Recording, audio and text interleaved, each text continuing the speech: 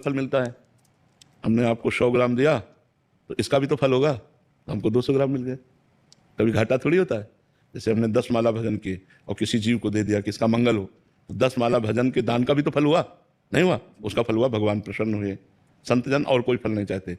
जे विधि प्रभु प्रसन्न मन होई, करुणा सागर कीजे सोई। जिसमें हमारे प्रभु का मन प्रसन्न हो तो हम जो भी कार्य करते हैं वो, जब हम दूसरों को, सब में प्रभु विराजमान है, तो जब हम दूसरों को सुख देते हैं जिससे हमारे प्रभु प्रसन्न होते हैं, तो उस क्रिया का फल हुआ प्रभु की प्रसन्नता। और प्रभु प्रसन्न हो गए तो दुर्लभ क्या रह गया? बात समझ में आ रही? इसलिए संत महात्मा जन अपनी साधना, अपनी तपस्या, अपना भजन सर्वलोक को देते हैं। सर्वे भवन्तु सुखिनः, सर्वे सन्तु निरामयाः, सर्वे भद्राणि पश्यन्तु मा कश्चित् दुःख भाग् भवेत्। सब सुखी रहें, सब निरोग रहें, किंचन मात्र किसी को दुख ना पहुंचे, ये संतों के हृदय की धारणा होती है। तो वो अपने भजन को, तपस्या को, व्रत को, नियम को, संयम को सब में बांट देते हैं। इससे भगवान प्रसन्न हो जाते हैं और वो भगवान को प्राप्त हो जाते हैं।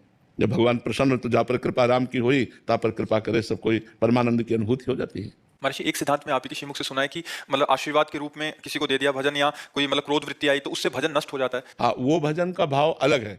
जब हम भगवान का भाव करके दे रहे हैं कि मेरे भगवान सब में है और सुखी हो जाए, और जब हम पर्सनल आशीर्वाद देंगे किसी एक को कि हमारा शिष्य है, हमारी बहुत सेवा की, तो फिर वो जो भजन जाएगा वो उसका लाभ करेगा, लेकिन देने वाले का लाभ नहीं होगा, क्योंकि उसने सेवा स्वीकार कर ली है। हाँ, क्या जाओ तुम्हारे पुत्र होगा, जाओ तुम्हारे वो फिर वो भजन है। तो इन दोनों में उसका जो भजन जाएगा वो भगवत प्राप्ति कराने वाला नहीं होगा।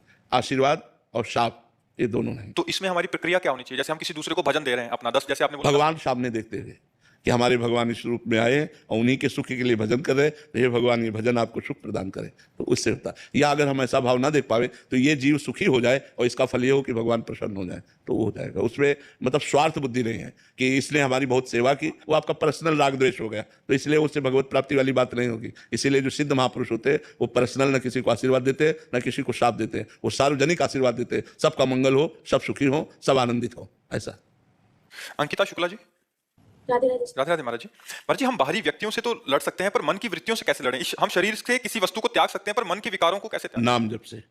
जितना नाम जप करोगे उतना अध्यात्म बल आएगा, और अध्यात्म बल से अंदर की वृत्तियों से लड़ सकते हो।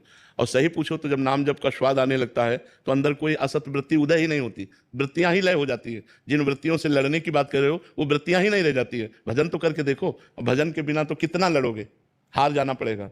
वो वृत्तियां ऐसे तरंग की तरह उठती रहेंगी, आप कितनी देर लड़ोगे, कितनी देर? आपको हारना पड़ेगा। अगर भजन कर रहे हो तो वृत्तियां नष्ट हो जाएंगी, वो हार जाएंगी। भजन के बिना नहीं जीत सकती। भजन चाहिए, खूब नाम जप करो, राधा राधा राधा राधा राधा, और लंबे समय तक करो और आदर के सहित करो और निरंतर करो, तब माया पर विजय प्राप्त हो जाती है। तो भगवान मन बहुत साफ सफाई के लिए बोलता है, हर चीज में पूजा पाठ में साफ सफाई करो, मतलब बहुत परेशान करता है।